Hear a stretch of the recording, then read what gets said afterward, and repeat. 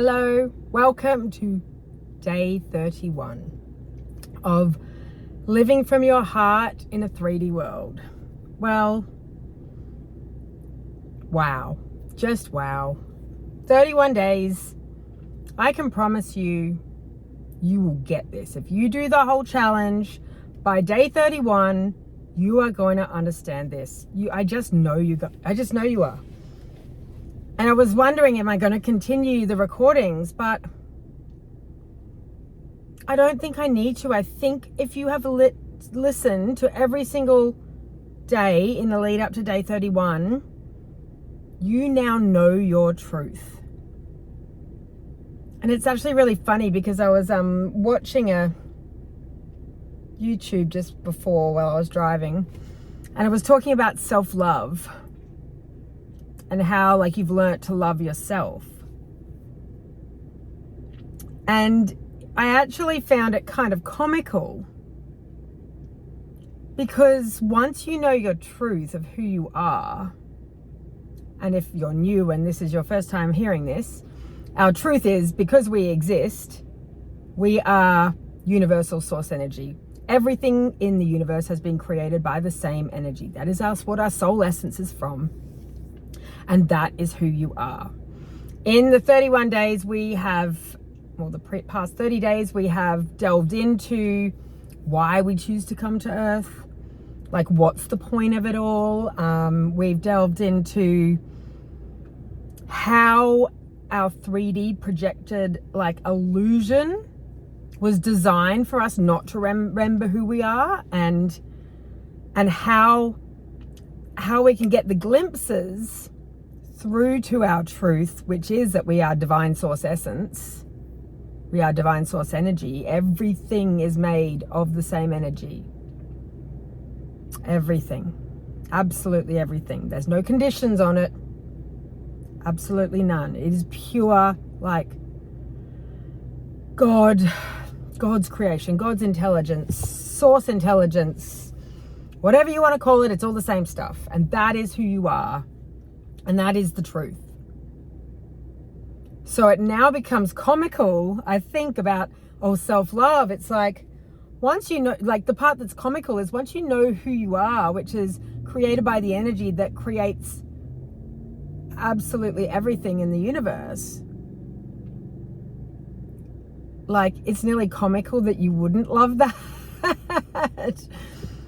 Once we know that, it's literally, you only need to know one thing. And just keep bringing back any projections in your reality to, is that my truth?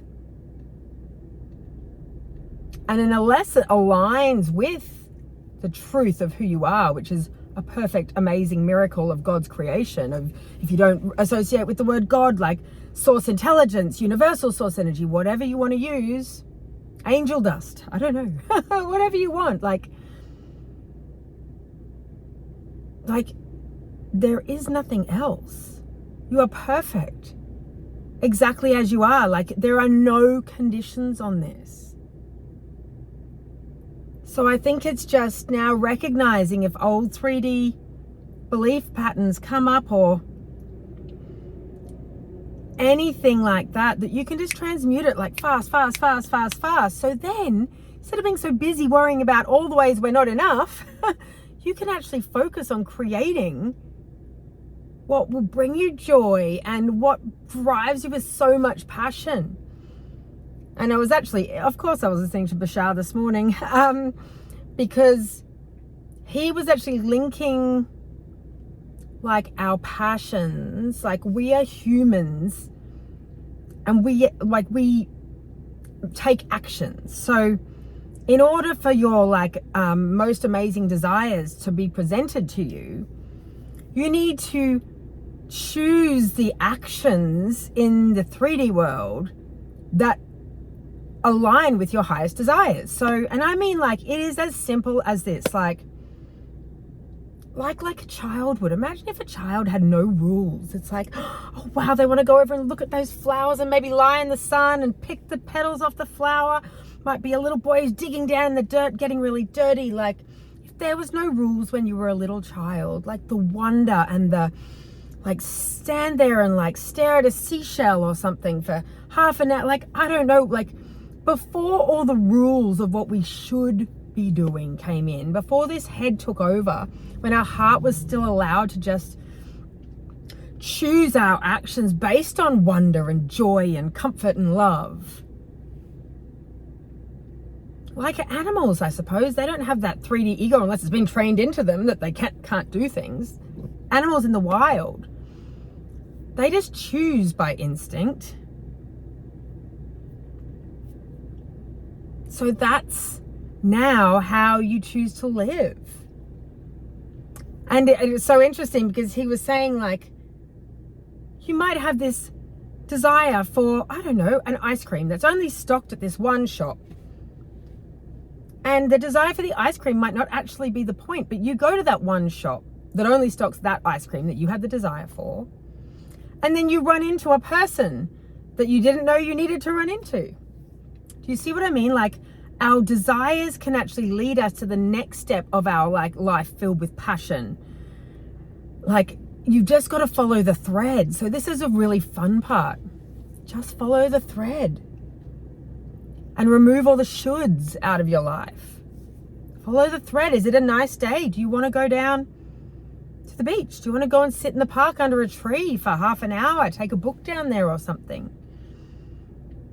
This is now how we get to live, because as you unravel the threads of doing what your heart actually desires and stop listening to all the shoulds, it feels wobbly at first because we're so trained to produce and to be doing what we think is good and not bad.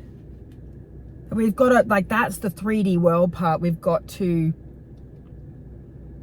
slowly dissolve the patterns. Like, what would bring me joy right now? Come on, universe, show me how miraculous this day can be. Like, show me. I know who I am. And when you know that truth, you know that all of the like amazing miracles of the universe are available to you right now. Show me. Show me them. Show me.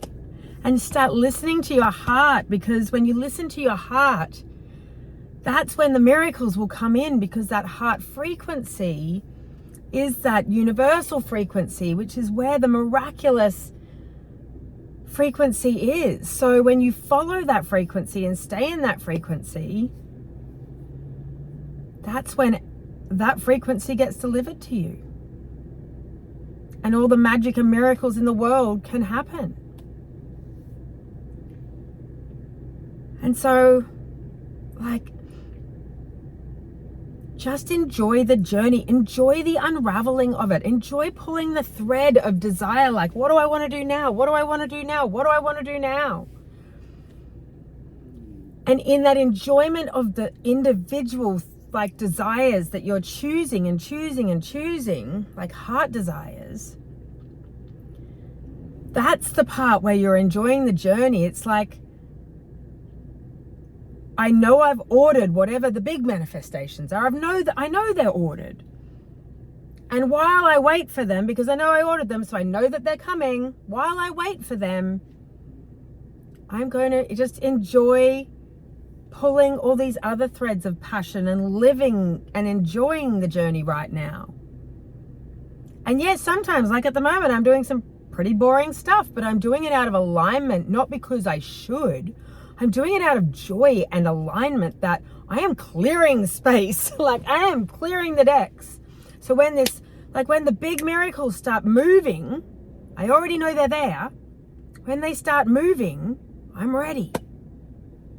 So it's all about what we do from, like, what intention are we doing it from? Is it a should?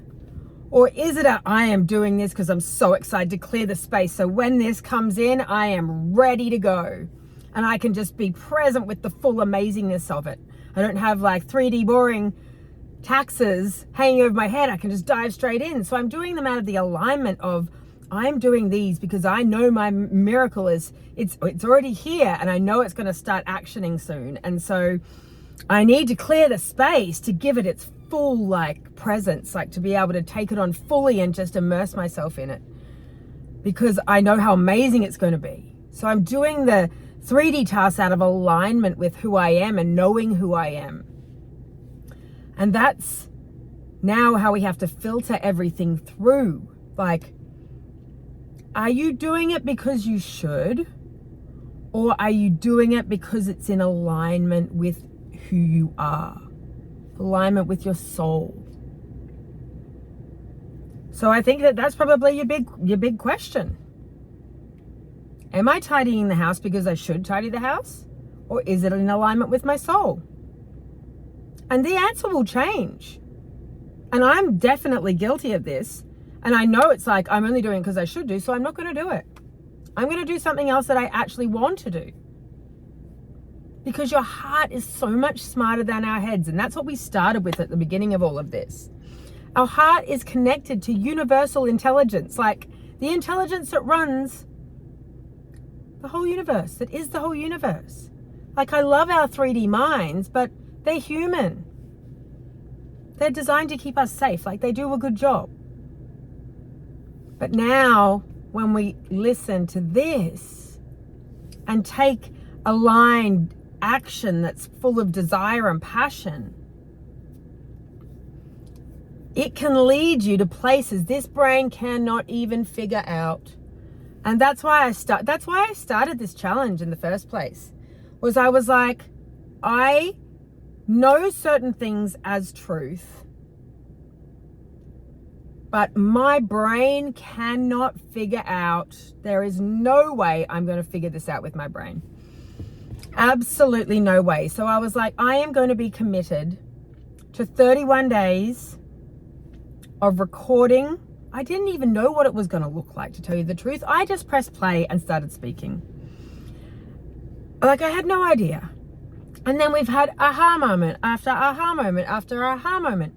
And I also know that the universe had to have me so tightly backed into a corner. Like, I was so tightly backed into a corner that I had no alternative but to switch it off, and come into here. Because my heart knew I was supposed to be here. My heart 100% knew it, like 100%. And I took such big leaps that I had no idea how it was going to work out. It was just, they were pure heart leaps.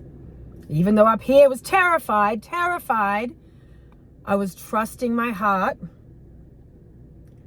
And that's when I realized, like, I was still backed into a corner, but I knew from my heart, I knew I was supposed to be here. Like, I knew it more than I could know anything. And that's when I had to fully let go of the trying to figure it out in my brain. I had to completely let go and let my heart drive, or let spirit drive, let the universe drive, like let the angels drive, whoever you want to call it. It's all the same energy. It's all linked to the same universal intelligence. Let universal intelligence drive, because there was no way I could figure it out in my human brain. Absolutely no way. And I used the challenge to keep myself accountable, because it was now or never. And what's so interesting is we're finishing this challenge, and by day 30, it all became clear. Like, by day 30, it got dropped in, and I'd had a massive moment of surrender, definitely surrendering to the bigger picture, surrendering to the larger perspective in the days previous to that, surrendering into the trust that it's all going to be okay and that everything is happening as it should, and not trying to control or manipulate the narrative. Just surrender to your heart space, which is like surrendering to God, surrendering to the angels, surrendering to universal source energy, surrendering to a power, which in religion they say it's a power greater than you, but it's not. The power is you. You are it. We are all connected. We are all the same universal intelligence. So you're really just surrendering to you, but the surrendering is just turning this brain off and just, I trust I trust everything is happening perfectly for me right now. And it's so interesting because I suppose I'd like to bring up also, if things had worked out earlier for me in like little ways, I would not have been backed into that corner and I would not have pressed record. Like, but those little ways might have only been like 1/10 of what this magic that's unfolding is now. So do you see what I mean? Like, you have to trust it's unfolding perfectly for your highest good. Like, you have to trust that. Because I had definitely had time of victim, like, oh my God, why isn't this working out? Why isn't this working out? And only in hindsight can you see. Only in hindsight can you see how it had to happen that exact way. Like, you cannot see when you're in it, so there's no point looking. Do you see what I mean? There's no point even trying to figure it out, because this brain is limited to human, like the human thoughts that we have is limited to our human ability to interpret things, whereas our universal intelligence, it's not limited to the human 3D brain. It has infinite intelligence of all things, like everything. It knows everything and then some. Do you know what I mean? Like, so I love that. Is it a Garth Brooks song or Tim McGraw? One of them. One of God's greatest gifts is unanswered prayers. And I think that that is so true. Like, trust what is meant for you will not miss you. I have always remembered that line. Like, if it's meant for you, it will come back around if you think you've missed it per se, but you might have missed it at that time for a reason, because you had to go to B, C, D, E, F before it can come around and be ready to be received. So no matter what it is, what is meant for you will not miss you. Never. Never, ever, ever. When you trust and know who you are, everything is happening for your highest good at all times. Just breathe. Like, I just love you guys so much, because I want you to comment if you've done all of the days, and if you're now on day 31 and you've done them in order and you're like with me going, yes, I get what she means. Like, I get what she means, but I'm so thankful and grateful for you all, because if I hadn't pressed record and started speaking to you, I actually don't know where I'd be. I do not know where I would be. Like, I started this challenge out of desperation. Like, out of like pure desperation. And then we've ended the challenge like knowing my truth. Like, it is, once you get it, it is so simple, because there is only one truth, and everyone has the same truth. Like, everybody has the same truth, and no good or bad traits that you perceive make you good, better or worse can change the one truth. Nothing changes the one truth. Nothing changes it. It's unconditional. Like, it is finite. Who you are is finite. So, like, it's just amazing. Now just follow the threads of passion. Like, follow what brings you joy. If you need, like, okay, I'm trying to think of some practical tips for day 31 to just close this out. I don't know. I don't think there are any if you're on day 31 with me, I think you've got it by now. Like, if you haven't got it by now, please comment below. Say, I have watched all 31 days and I still don't get it. Because I would really like to know if you don't, because I would love to I would just really like to know if you don't get who you are by now. Maybe only a certain percentage of people can actually hear what I'm saying. And I know that will be the case. And if you're still watching at 20 minutes on this video, you've either watched all the other videos or you're resonating with what I'm saying right now. Like these long form videos, people won't watch them. People won't watch them unless you're supposed to hear it. You certainly won't be still at 20 minutes. They might watch the first couple of minutes and go, what is this lady on? She's crazy. But I know there are people of you out there that are ready. And I think if you're still watching 20 minutes on day 31, you're my people. You're my people. So I've never asked this in a video, but please subscribe so that we can stay in contact. Or send me a DM at Susie Unshaped on Instagram. I don't know how to do DMs in YouTube. I don't think you can. You can leave comments, but send me a message on Susie Unshaped on Instagram. Or my other brand, Scanties, Skanties, which is actually, I'll just wrap that up because Scanties is why we're here. Scanties I created as an underwear product to stop chafing, basically. I wanted to feel comfortable and I didn't want my thighs to rub. And then in e-com land, you've got to keep telling your why and you've got to keep digging into who you are as a brand. So I've spent the last 10 years reiterating what this Scanties product is. And I decided to call it anti-shapewear because I was sick of people telling us our bodies were not enough. That our bodies weren't thin enough, they weren't the right shape, they need to be squished and squashed into all of these smaller packages to be worthy, to be pretty, to be good looking, to be skinny enough. And so that made me dig down to why do we hate our bodies so much? Why?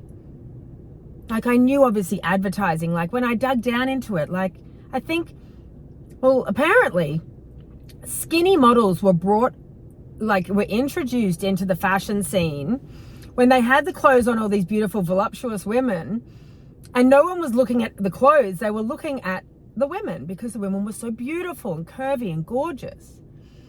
So then they literally decided to make the look like a coat hanger so that people are looking at the clothes and not at the woman's body shape. Women are supposed to be curvy. I think the statistics are that there's only about 5% of people with the body shape that models have, and I don't even think that that's as thin as they are. And I think there's a large percentage of models that don't eat. That's not healthy.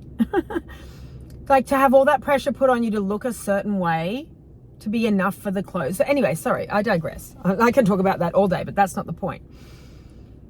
It was just a way for us to be told that we're not enough. And so then I looked at how long our bodies have been, how long this messaging, and really it's been post World War II. Before World War II, going back in history and stuff, everyone was just scrambling to be alive, I think, to survive, etc. I don't think body image wasn't a thing. If anything, curvier bodies meant you were wealthier and do you know what I mean? So really it's been from the 50s. So it's been about 75 years. And we also touched on the fact that, wouldn't it be funny in this last incarnation where we come and don't remember who we are? You'll know what I'm talking about if you've watched the other videos. Wouldn't it be funny if this last one, we decided to throw in hating the bodies that have allowed us to continually have these human experiences? We think that's actually pretty comical. Who's the royal we? I don't know. I think it's pretty comical. Me and my sister Cass, actually, we were the ones talking about it. We thought it was actually pretty hysterical. In the last lifetime where we're not, so this is the lifetime where we remember who we are. The veil is being lifted. The veil is gone. Once you know it, you can't unknow it. So this is the last lifetime where we're not going to remember who we are. So we're not going to be able to have the wool pulled over our eyes saying we're not enough. So it is comical that we decided this lifetime to be the one where we wanted to hate the bodies that we were in. Well, I think it's really funny because I don't think there's many lifetimes before this that have been so intent on, and I mean in the lifetimes in the last 75 years.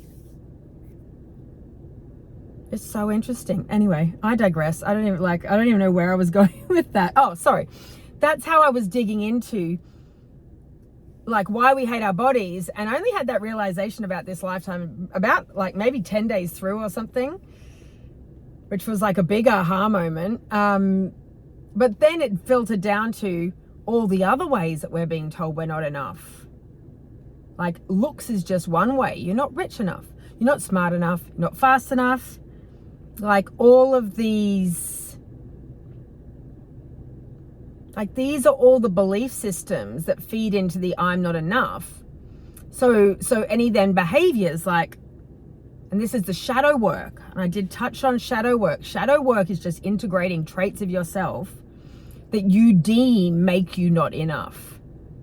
Lazy, rude, arrogant, sloppy, messy, anything, any traits and personality, like things that you think that you have that make you not enough. Shadow work is about looking them in the eye and saying, actually, even though, yes, I am lazy, I love you lazy. I love you lazy because maybe I was being lazy one day and I didn't do XYZ I thought I should. Maybe I was being lazy one day, but maybe that 3 hours of rest that I had then stopped me from getting sick the next day because my immune system was a little bit stronger because I'd had a bit of rest. And so that bug that went past me on the bus or something didn't catch on because I'd had that rest. So maybe lazy was actually helping me. And seeing that each particular trait, it's only deemed bad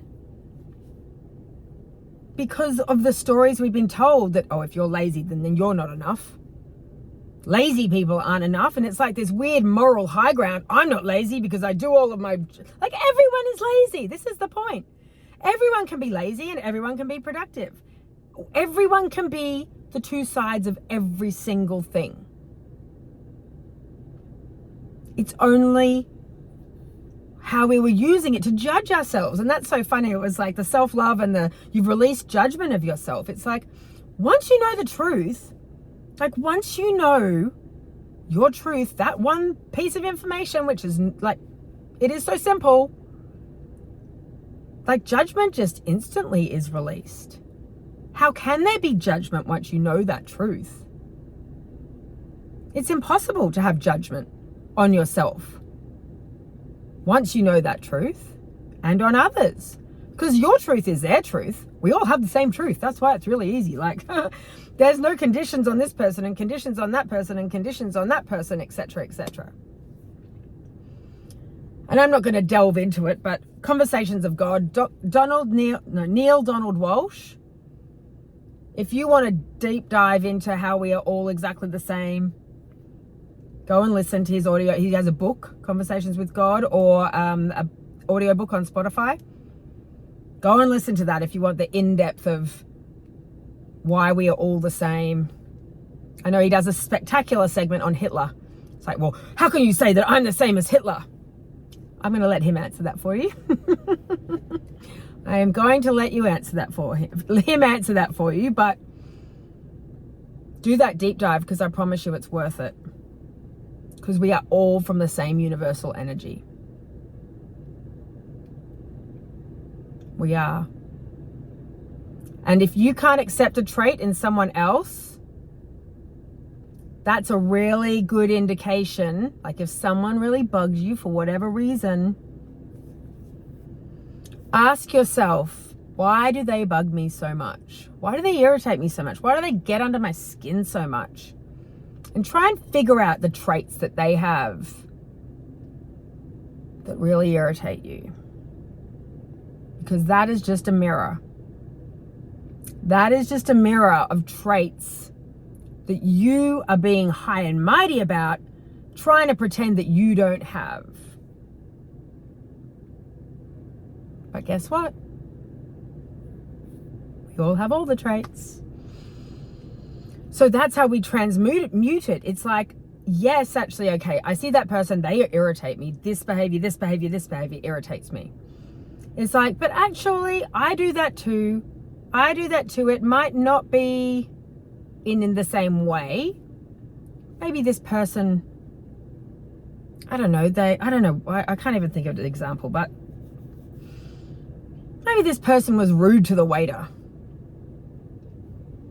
And you're like, oh, I would never be rude to a waiter. Never, ever, ever. Moral high ground. Hang on, my daughter's calling. I just have to cancel her for a second. Moral high ground. I would never be rude to a waiter. Okay. So then I obviously have a problem with aligning with the trait that I am rude. Have I ever been rude in any other way? Have you been? Yeah, you probably have. Well, I know you have. Everyone has. Everyone's been everything. You have been rude in another way. Maybe you cut someone in traffic and that was rude. Maybe you were rude to, I don't know, anyone. But just see what I mean? It's like you still can be rude, and there's nothing wrong with being rude, because it doesn't make you any less than who you are, because we know what we are enough exactly as we are. Okay, I think I'm digressing. 31 days. Like, if you have done this whole challenge, congratulations. Like, I am just so excited and so thrilled. And please, like, leave your comments. Send me a message if you've done the 31 days. Like, I just want to congratulate you and me. We did it, okay? So, signing off from 31 days of living from your heart in a 3D world. Love you, bye.